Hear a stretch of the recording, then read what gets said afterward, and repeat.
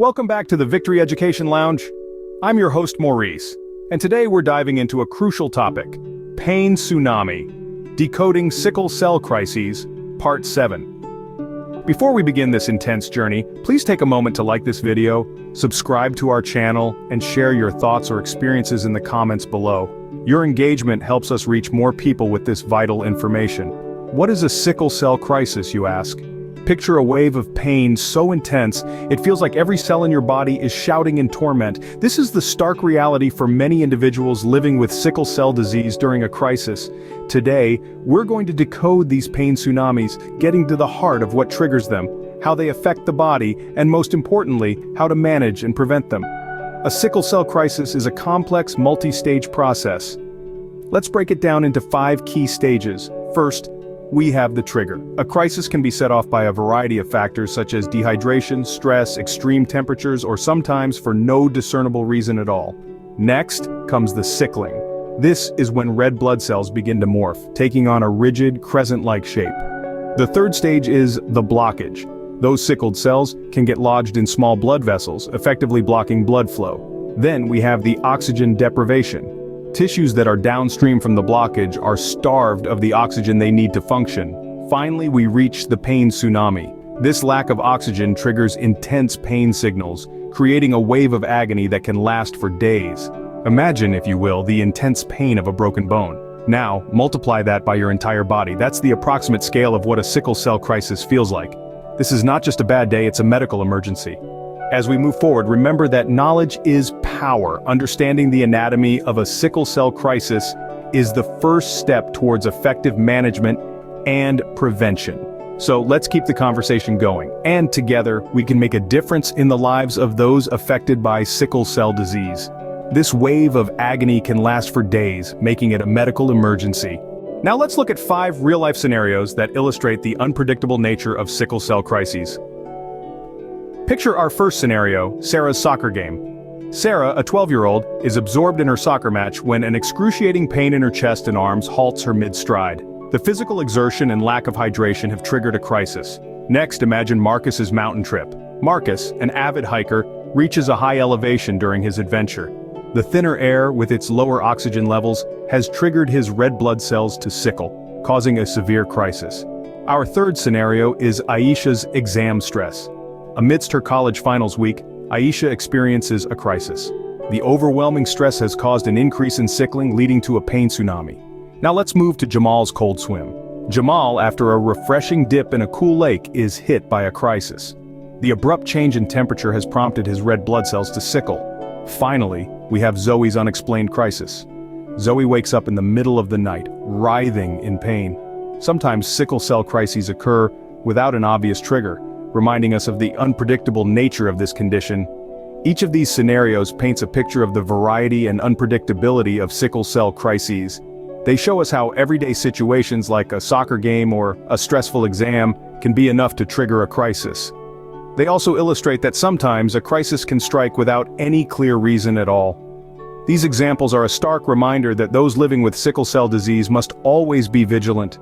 They must manage their condition meticulously, taking precautions to avoid potential triggers and being prepared to manage a crisis should one occur. Understanding these real-life scenarios helps us empathize with the struggles faced by those with sickle cell disease. It also underscores the importance of ongoing research into more effective treatments and ultimately, a cure for this debilitating condition. These examples show how varied and unpredictable sickle cell crises can be. Now, let's explore some solutions, management strategies, and prevention efforts, along with their pros and cons. First up, we have hydration.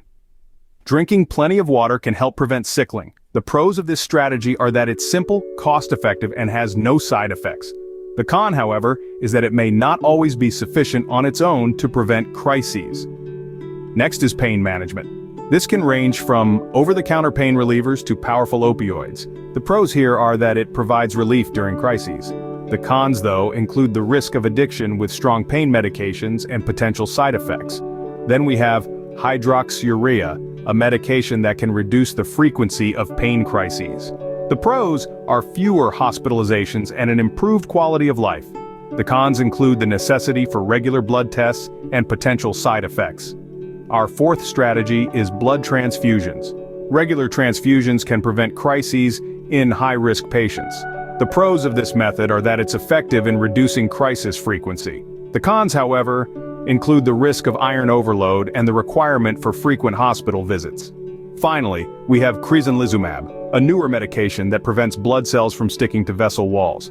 The pros here are that it can significantly reduce crisis frequency.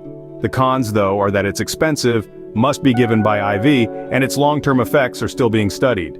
But remember, management is just one part of the equation. Prevention plays a crucial role too. This includes avoiding known triggers like dehydration, stress, extreme temperatures, or high altitudes whenever possible. Regular checkups and a balanced diet can also go a long way in maintaining overall health. In addition, it's important to educate others about the condition. This can help create a more understanding and supportive environment for those living with sickle cell disease. After all, awareness is the first step towards change. Each strategy has its own advantages and disadvantages, and what works best may depend on the individual's specific circumstances. Remember, it's always important to consult with healthcare professionals when deciding on the best course of action. Every person is unique, and what works for one might not work for another. In the end, managing and preventing sickle cell crises is a lifelong journey, and it's one that requires patience, resilience, and a strong support system. But with the right strategies and resources, it's a journey that can be navigated successfully, and that's what we're here for, to provide you with the knowledge and tools you need to make that journey a little bit easier. Prevention is key in managing sickle cell crises. Here are some strategies. First, it's crucial to avoid known triggers, which can vary from individual to individual. For some, this might mean steering clear of high altitudes or extreme temperatures. For others, it might be about managing stress levels or avoiding excessive physical exertion. By identifying and steering clear of these triggers, the frequency of crises can be significantly reduced. Next, staying hydrated can't be overstated. Drinking plenty of water helps keep blood cells flexible, reducing the chance of them sickling and causing a crisis. It's a simple, cost-effective strategy that can have a significant impact on the frequency and severity of crises. Stress management is another essential tool in the prevention arsenal. Chronic stress can contribute to crises by increasing inflammation and reducing blood flow to vital organs. Techniques such as mindfulness meditation, deep breathing exercises, or even just taking time for relaxation and fun can be effective ways to manage stress and help prevent crises. Regular checkups and consistent medical care are also vital. Regular blood tests can help monitor the disease and the effectiveness of any treatments being used. Consistent medical care also allows for early intervention if a crisis does start to develop, potentially reducing its severity. Lastly, a balanced diet and regular exercise can play a role in prevention. While physical exertion can be a trigger for some, regular moderate exercise can actually help improve blood flow and reduce the risk of a crisis. A balanced diet, rich in fruits, vegetables, lean proteins, and whole grains, can also contribute to overall health and well-being, indirectly helping to prevent crises. In conclusion, there's no one-size-fits-all solution to preventing sickle cell crises. What works best will depend on the individual's triggers, lifestyle, and overall health.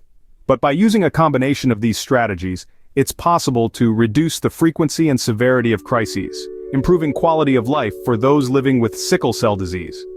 Remember, prevention is always better than cure. These strategies can help reduce the frequency and severity of sickle cell crises. In our journey today, we have decoded the pain tsunami of a sickle cell crisis. We've navigated the turbulent waters of understanding these crises, from the triggers that set them in motion to the sickling of red blood cells, blockages, oxygen deprivation, and ultimately the pain tsunami itself. We've walked through real-life scenarios illustrating the unpredictable nature of these crises and the myriad ways they can manifest. We've evaluated management strategies from hydration and pain relief to medications such as hydroxyurea and Crises, and even regular blood transfusions. We've emphasized the importance of prevention efforts and the role of avoiding known triggers. Our aim has been to shine a light on the challenges faced by individuals with sickle cell disease and the strategies they use to navigate their reality. Join us next time as we continue our exploration of sickle cell disease. Before we wrap up, a quick disclaimer. The information provided in this video is for educational and entertainment purposes only. It is not intended as medical advice. Any health-related decision should be discussed with a licensed physician or qualified healthcare professional, especially if you have existing health conditions or are taking medications. Thank you for joining us in the Victory Education Lounge. Don't forget to like, subscribe, and share your thoughts below. Your engagement helps us create more valuable content and reach those who need this information. Until next time, this is Maurice, reminding you that while sickle cell crises can feel like a tsunami, with knowledge and proper care we can learn to ride the wave.